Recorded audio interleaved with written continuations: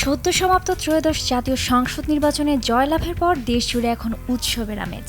দেশের সাধারণ মানুষের মনে বরাবরই একটি প্রশ্ন জাগে, যারা দেশ পরিচালনা করেন, রাষ্ট্রপতি, প্রধানমন্ত্রী কিংবা এমপিদের বেতন কত? তারা রাষ্ট্রীয় কোষাগার থেকে ঠিক কি সুবিধা পান?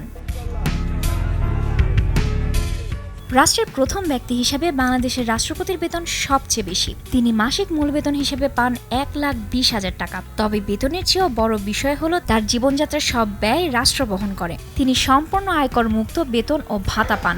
এছাড়া তার জন্য রয়েছে সুসজ্জিত বঙ্গভবন, যার রক্ষণাবেক্ষণ ও আপ্যায়ন খরচ পুরোটাই সরকারি। দেশের নির্বাহী প্রধান হিসেবে প্রধানমন্ত্রীর মাসিক মূল বেতন 1,15,000 টাকা হলেও এর সঙ্গে তিনি বিশেষ রাষ্ট্রীয় সুবিধা ভোগ করেন। যেমন সরকারি বাসভবনে না থাকলে তিনি মাসিক 1 লাখ টাকা বাড়ি ভাড়া পান, রাষ্ট্রীয় কাজে নিয়োজিত থাকাকালীন দৈনিক 3,000 টাকা ভাতা এবং বিমান ভ্রমণের ক্ষেত্রে 25 লাখ টাকার বিমা কভারেজ সুবিধা পান। অবশ্য সরকারি বাসভবনে থাকলে বাড়ি ভাড়া বাবদ 1 লাখ টাকা পাবেন না। এছাড়া জনকল্যাণমূলক কাজে ব্যয় করার জন্য প্রধানমন্ত্রীর অধীনে বছরে 1.5 কোটি টাকার একটি বিশাল স্বেচ্ছাধীন তহবিল বরাদ্দ থাকে, যার মাধ্যমে তিনি বিভিন্ন প্রতিষ্ঠানে অনুদান প্রদান করতে পারেন।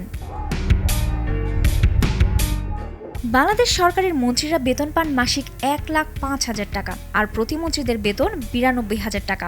একই পরিমাণ বেতন পান জাতীয় সংসদের ডেপুটি স্পিকার, চিফ হুইপ এবং বিরোধী দলীয় নেতা। এছাড়া উপমন্ত্রীদের মাসিক বেতন হয়ে থাকে 86,500 টাকা।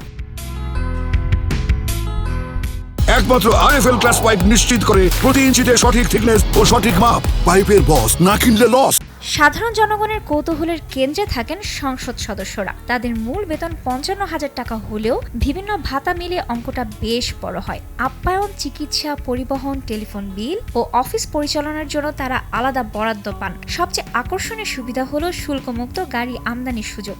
একজন এমপি তার মেয়াদে একবার কোনো ট্যাক্স ছাড়াই দামি জিপ বা গাড়ি আমদানি করতে পারেন। দায়িত্ব পাওয়ার পর মন্ত্রী, প্রতিমন্ত্রী ও উপমন্ত্রী সরকারি খরচে একটি করে গাড়ি সুবিধা পান। এই গাড়ি পরিবহন পুল থেকে সরবরাহ করা হয়। এছাড়া সরকারি প্রয়োজনের ভ্রমণের সময় তারা মন্ত্রণালয়ের অধীনে যে কোনো সংস্থা বা দপ্তর থেকে একটি জিপ গাড়ি পান। জ্বালানি বাবদ মন্ত্রী, প্রতিমন্ত্রী ও উপমন্ত্রী দৈনিক 18 লিটার জ্বালানি তেলের সমপরিমাণ অর্থ পান। একজন মন্ত্রী ও প্রতিমন্ত্রী দেশের ভেতরে কোথাও ভ্রমণে গেলে দৈনিক ভাতা পান 2,000 টাকা, উপমন্ত্রী পান 1,500 টাকা। প্রতিমন্ত্রী ও উপমন্ত্রী একজন একান্ত সচিব, একজন ব্যক্তিগত সহকারী, একজন জমাদার ও একজন অফিস সহায়কও পেয়ে থাকেন। এছাড়া মন্ত্রী, প্রতিমন্ত্রী ও উপমন্ত্রীরা একটি করে মুঠোফোন পান।